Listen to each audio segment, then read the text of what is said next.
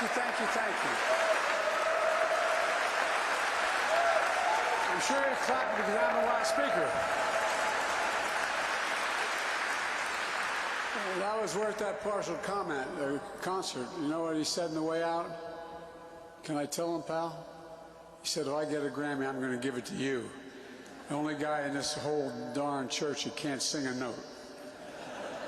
My dad used to have a band and sing. He said, Joe, I don't know where the hell you came from. You can't carry a tune. You can't sing. You can't dance. I don't know where you came from, but I love you anyway. Father McMillan, thank you for everything.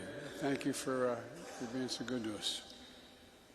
President Clinton, President Obama, distinguished guests, the Kennedy family, children, grandchildren, great-grandchildren, and extended family. It's been an emotional journey listening to all of you. When I knew I was going to be the last speaker, I thought, how did that happen? Because, you know, it brings back so many memories. Ethel was always there for so many people, and she played an essential role in my life as well, maybe a little different than with others. She was there as soon as I entered political office in 1972 as a 29-year-old kid before I got sworn in.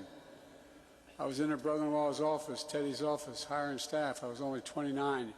You have to be 30 years old to be sworn in, and I wasn't 30 yet. And I got a phone call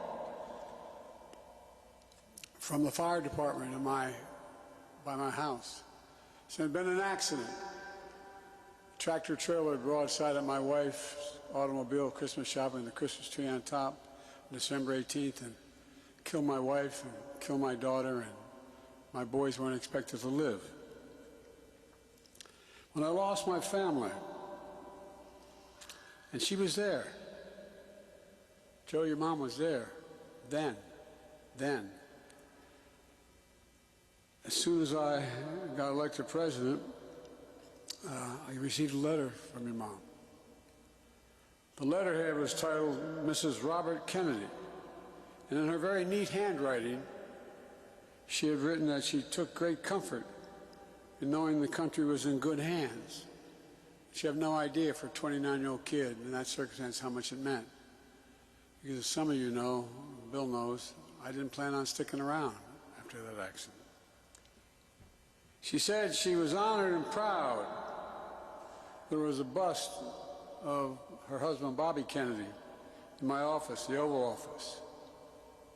I had only two political heroes in my life, Dr. King and Bobby Kennedy. Not a joke.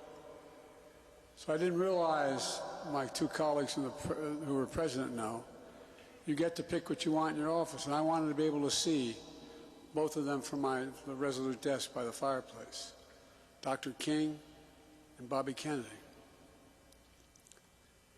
And days later, I received another letter from her that I'll always remember, that I know all of you look forward to each year, a Valentine card. A Valentine card, which in our house, Valentine's Day is known as Jill's holiday. Like Ethel, Jill is a practical joker. So it was no surprise that Jill loved Ethel's card that year, which said, I'm not sure the 100 others who receive it felt the same way, because apparently she sent that card, she sent to everyone that year. There was a picture of me and Ethel surrounded by hearts. Oh, you think I'm kidding? It meant a lot to me, I'm telling you. Printed the language on the card, it said, in the printed language of the card, it said, I'm not biding my time waiting for you, Valentine. And then in her handwriting she says, because he's no ordinary Joe. I don't know how many got that damn Valentine, but I tell you what, it meant a lot to me. I've received a lot of honors in my life, but that might be the best one I ever received. You know, she once said, for anyone to achieve something, you have to show a little courage.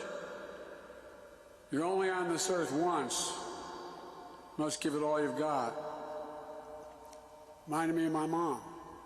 My mom used to say, Joey, courage lives in every heart, and one day it will be called upon. Be ready to stand up, and that's from Catherine Eugenia Finnegan Biden. She meant it. She meant it. For over 50 years, with her own iron will and moral courage, she gave it everything she had. And we're a better nation and a better world because of Ethel Kennedy.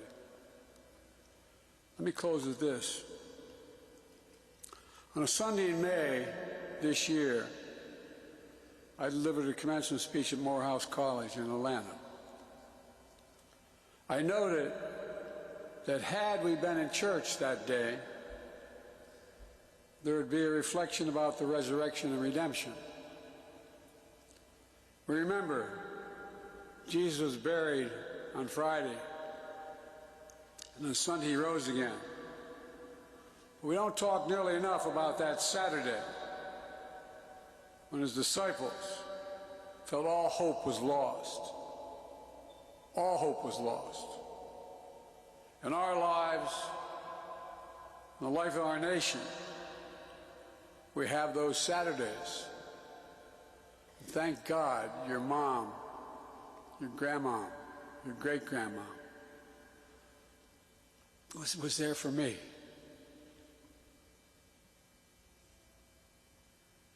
To bear witness to the day before glory.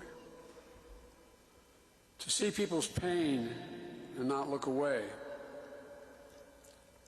What work is to be done on Saturday is to move pain to purpose.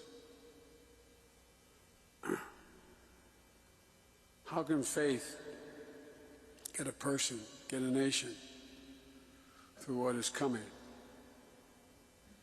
Well, my message to all of us here today, to the entire country, is a look to Ethel Kennedy's faith. To the Kennedy family. Presumptuous of me to say this and maybe sound inappropriate, but to the Kennedy family, the Biden family is here for you, as you've always been for us.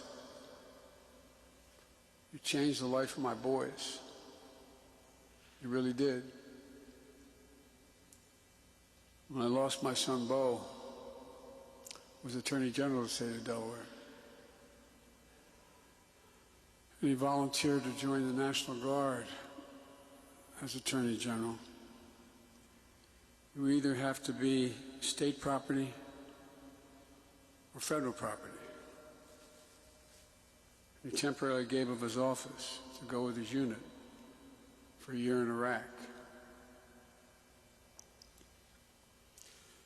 And unfortunately, I was in and out of Iraq, as Barack knows, and Afghanistan 30-some times. I got to see him several times. But the bad news was he was about a quarter to a half mile away from a burn pit. 100 yards long, 10 feet deep, burning everything from waste to everything. Poisoning the air. And he came home with stage 4 glioblastoma. And he died. Your mom was there then, too.